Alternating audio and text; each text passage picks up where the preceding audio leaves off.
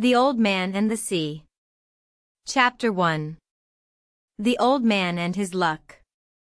Santiago was an old fisherman, and the sea was his companion. His skin had grown dark and leathery from years beneath the burning sun. His hands were rough, cut, and scarred from pulling heavy fishing lines day after day. Yet, when people looked into his eyes, they did not see weakness. His eyes were as clear and bright as the sea itself, full of life and determination.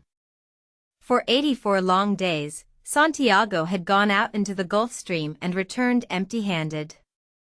Not a single fish had been caught. In his small Cuban village, whispers began to spread. The younger fishermen, who still had luck, laughed at him quietly. They called him Saleo, the worst kind of unlucky. Yet Santiago carried himself with dignity.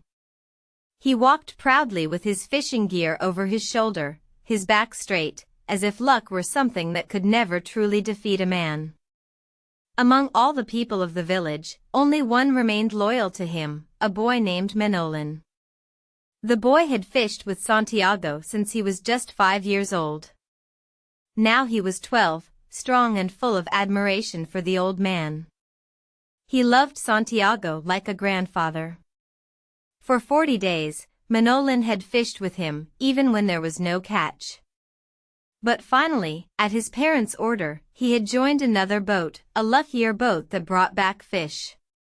Still, every evening, when the other fishermen returned with their catch, Manolin would go to Santiago's small skiff. He would help the old man carry his nets, his gaff, and his harpoon. He would fold the patched sail. He would carry the old man's heavy lines, carefully coiled, and walk beside him. "Old man," the boy said one evening as they reached Santiago's hut, "you are the greatest fisherman I know. Someday, the luck will return to you." Santiago smiled faintly, the lines of age deepening around his mouth. "It is better to be lucky," he said. "But I would rather be exact. When luck finally comes, I want to be ready for it." The boy nodded. He knew Santiago's words carried wisdom. To fish was not only luck, it was skill, patience, and courage.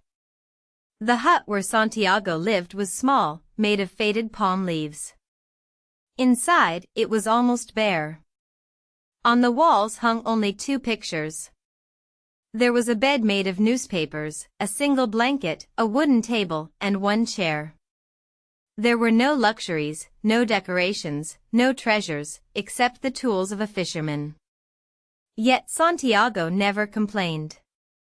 He had lived his whole life with the sea, and that was enough. That evening, the boy sat with him outside the hut. They shared a simple meal of black beans, rice, and a little fried fish. The boy had brought it as a gift from his own home. Santiago ate slowly, gratefully, for food was energy, and tomorrow he would need it. "Tell me about baseball," Santiago said suddenly. Baseball was one of the old man's greatest loves. "How are the Yankees playing this season?" "The Yankees are strong," Manolin replied eagerly. "Joe DiMaggio is playing well. He is always the hero." Santiago's eyes lit up. "Yes, DiMaggio. He is my champion too. He played even when he had pain in his heel, yet he never gave up. That is real courage. Pain does not matter to a man." The boy grinned. "But you are stronger than DiMaggio, old man. You have the sea."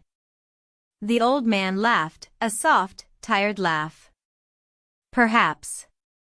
But baseball has its battles, and the sea has its own." The evening grew darker. A warm breeze carried the smell of salt from the sea. The sound of waves reached their ears, steady and calming. Santiago leaned back against the wall of his hut, his face peaceful. "Tomorrow is the 85th day," he said. "That is a lucky number. I will go far out, farther than the others dare to go." Maybe too far. But I must find the big fish. The boy looked at him with admiration. I wish I could go with you. You have your boat, Santiago said gently. But you are always with me in spirit. For a moment, silence fell between them. Santiago's thoughts drifted back to his youth. He had once been strong, a sailor on great ships. He had traveled to Africa, and on the golden beaches at night he had seen lions, young lions running and playing like children. Those lions had never left his mind. Even now, in his old age, he dreamed of them. They reminded him of strength, youth, and freedom. Do you know what I dream of, boy? Santiago asked softly. Yes, said Manolin. You dream of lions. The old man smiled. Yes, lions. Always the lions. When the meal was finished, Manolin cleared the dishes and promised to bring food again tomorrow. Then he left for his parents' house. Santiago watched him go, feeling both proud and lonely. The boy had strength and future, the old man had only the sea. Later, Santiago lay down on his bed of newspapers. The hut was dark, but the sound of the ocean filled the silence.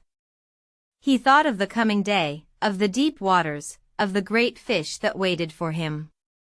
He thought of Joe DiMaggio, who played through pain, and of the lions, who never feared. Slowly, he closed his eyes. Sleep came to him gently, and with it, the dream of lions. In his dream, they played freely on the beaches of Africa, their golden bodies shining in the sun. Santiago was young again, strong, fearless, full of hope.